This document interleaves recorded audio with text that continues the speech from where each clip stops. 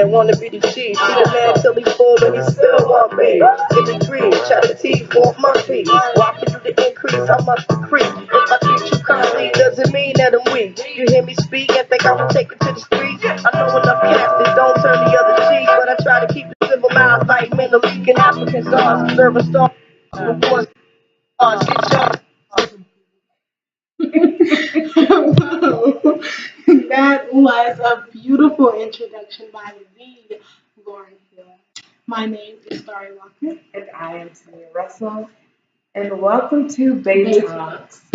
Bay stands for Black and Educated. So during this series, we talk about different aspects of Japanese identity.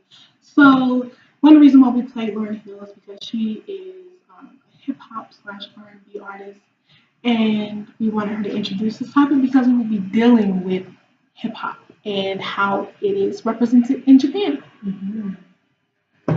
So one of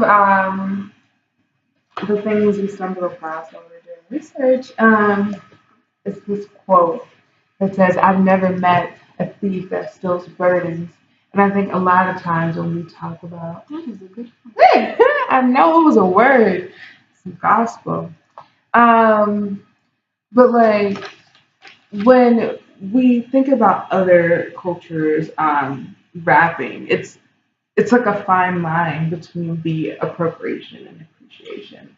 And we're gonna delve right in today. Yeah. So first, before we get to it though, I want to just show a couple of pictures, and then we'll just see where this takes us. So this is a picture of a subculture in Japan known as cute sick. You see there she's dressing as if she's sick in the hospital. Looks like pills are behind her and first aid kits and stuff. Okay, kind of weird. This is called rockabilly. So they're dressing as if they're like on their motorbikes. They got the mohawks. These are Japanese. This is in Japan, okay? Lolita. They are known for their poofy skirts and embroidery and prints. Whoa! What is this? It's like a variation of drag. What variation of drag? Isn't that? You see this? It's like gaudy, but like over the top. It looks intentional. Wow. Is that the blackface? Yes, face black called Gongaru. Yeah, it is kind of like a type of drag. It is drag. It's kind of like drag king though, because it's women that do it. But it's kind of like they have the vibrant colors, the poofy hair. Everything is exaggerated. The eyes, the makeup. They honestly look like Snooki. But the blackface though. But from my understanding, let's see who looks black on this picture though. It's her. They look very Jersey Shore. She looks a little bit over. But isn't it like to a certain extent? So I see things like that and I'm just like, oh, like what is this? That is crazy. And then what is this? What in the world is what? Okay, and now we're in appropriation land. Appropriation, I am perplexed, okay? Because here's a picture of Tupac. And we love you, Tupac. Yeah, we do. Tupac for life. Long live the king. So look at this bandana up here, and look at the hat.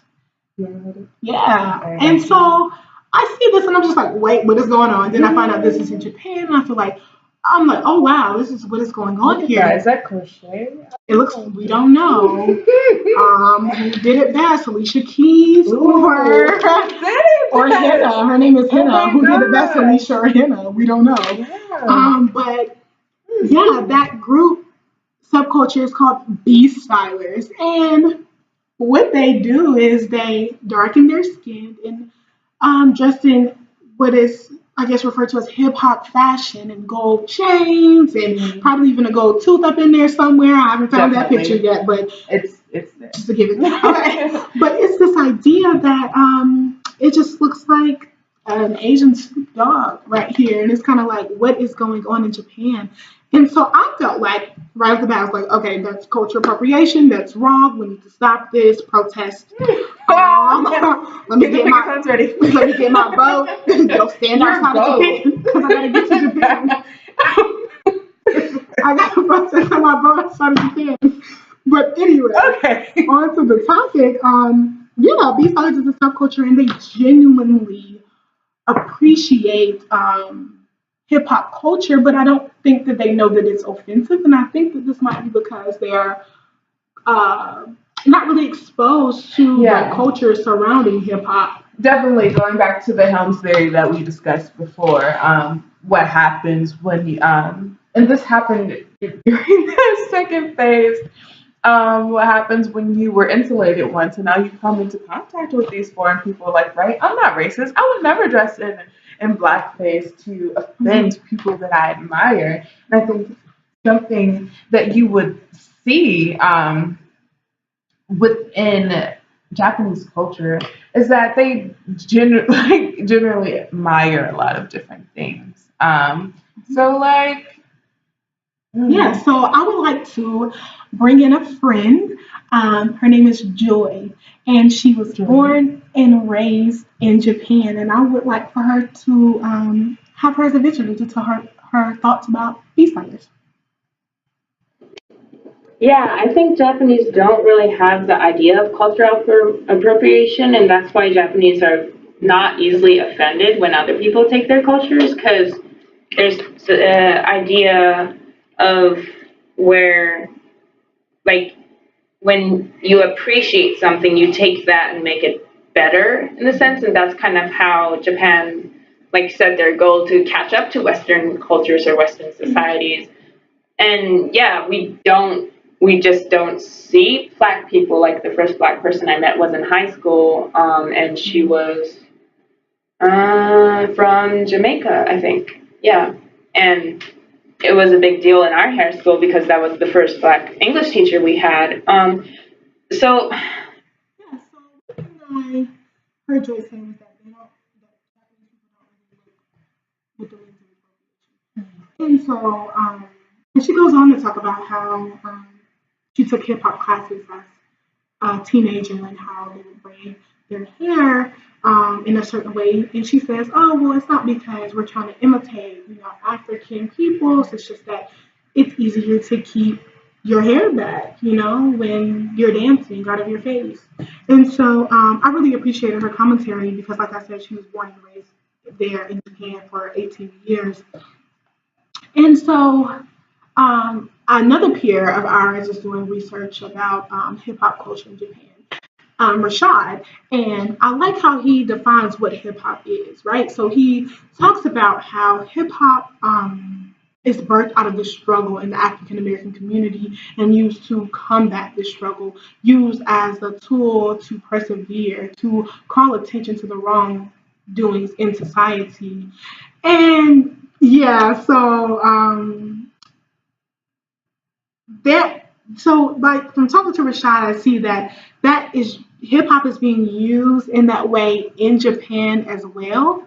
And so this is where we get to this line of appropriation and appreciation. If you take the tools of another culture and apply them in the context of your culture, then that's appreciation. You're borrowing like an artist.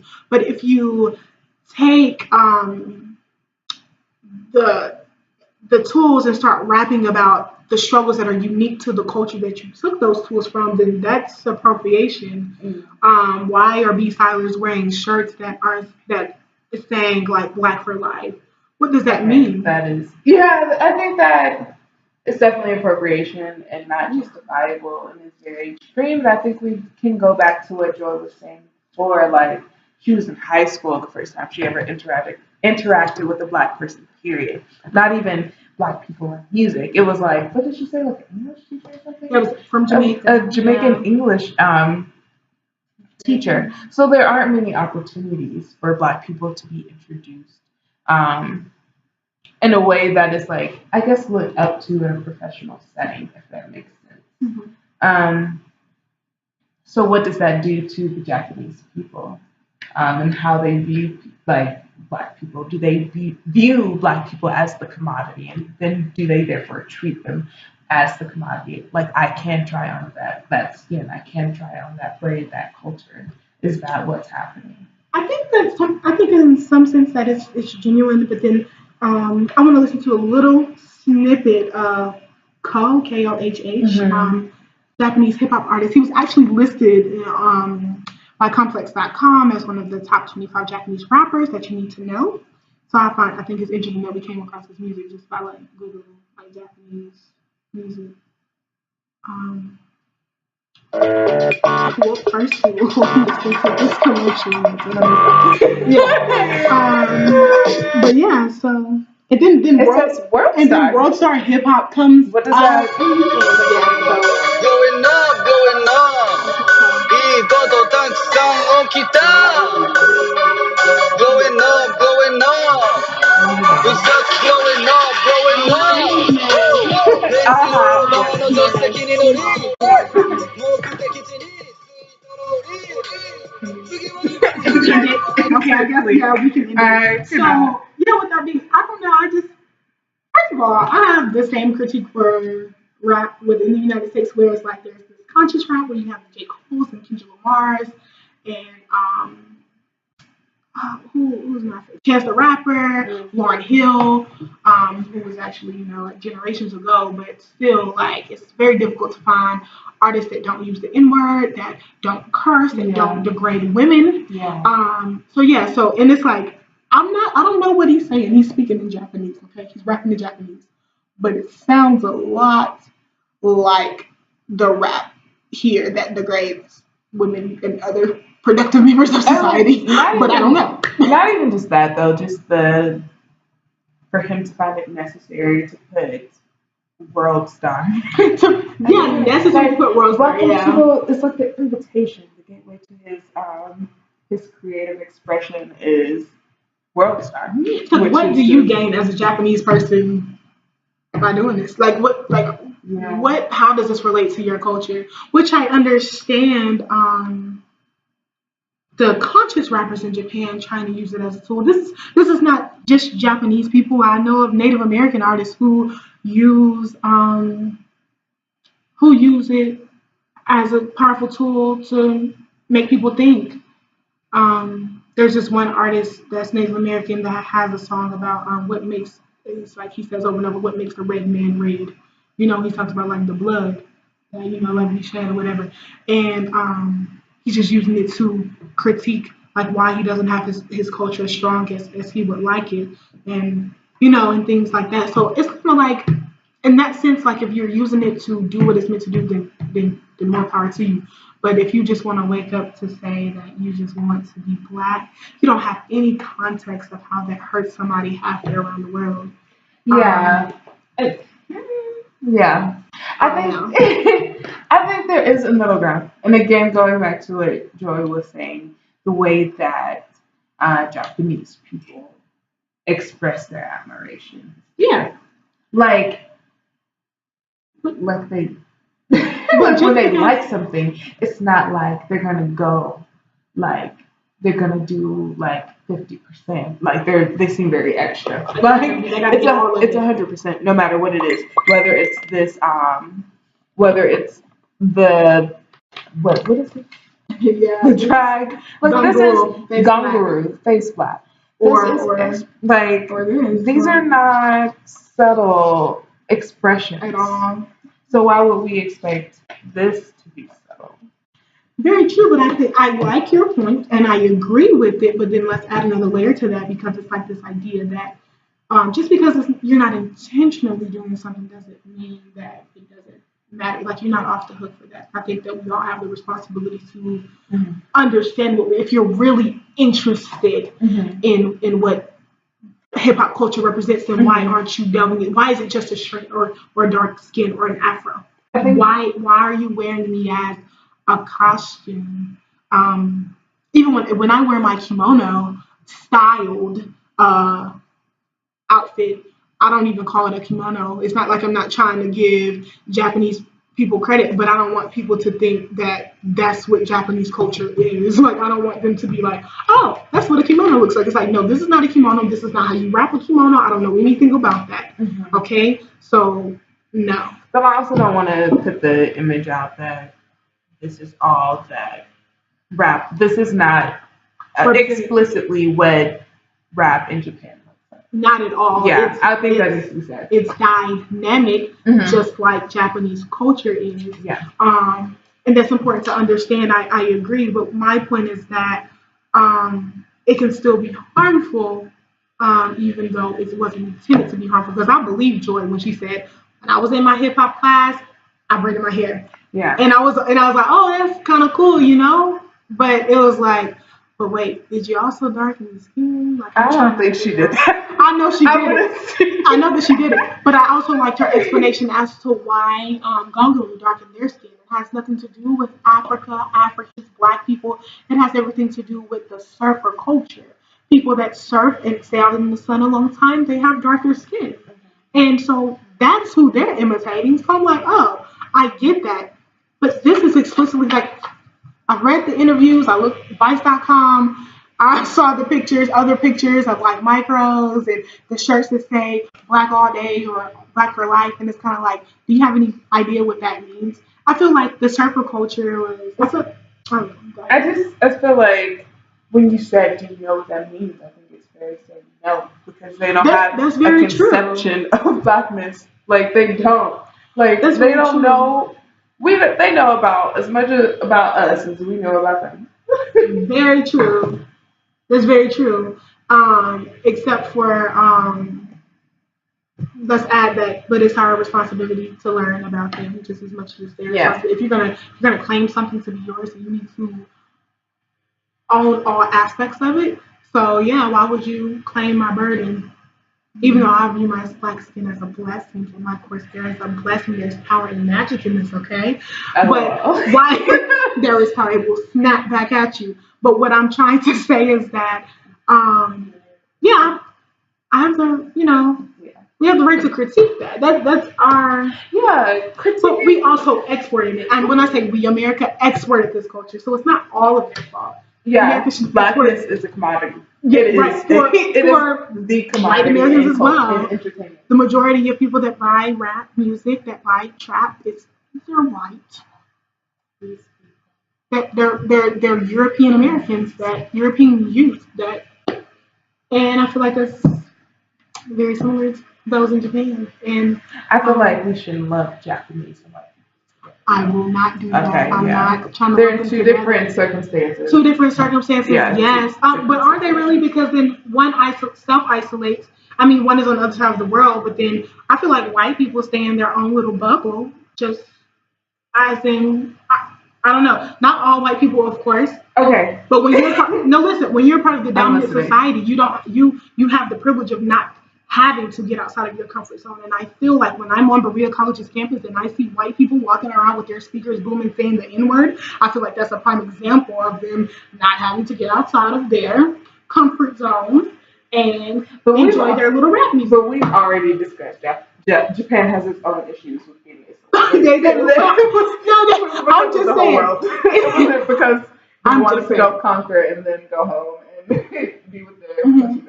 But yeah, I mean, there are layers to this. This is why we're discussing it. And but I'm just saying.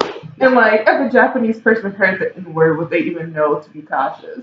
And you know what I was thinking about? We're about to wrap up really soon, but I was thinking about like, I wonder if the N-word is present in the party rap or in the trap rap in Japan. I wonder. Because there are racial slurs in Japanese. But I don't think that, I think that we would be able to tell if it was the N-word, right? Because I don't think there's a word for that in Japanese. I don't know for sure. I came across it. Okay. But yeah. So yeah, we're about to, like wrap up.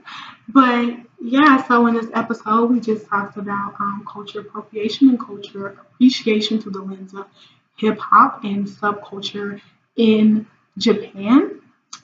And yeah, so we're gonna need more food. We will be back with our next episode. Shortly to explore other aspects of Japanese identity, and thank you for listening to us. I'm trying to stop for the outro. See you again with Day Talks, okay? Against us, although them against we will never, never, never trust. Them not know what them do. Dig out your eye while I'm sticking like glue. Blinking green while they're plotting for you. Forgive them, Father, for they know not what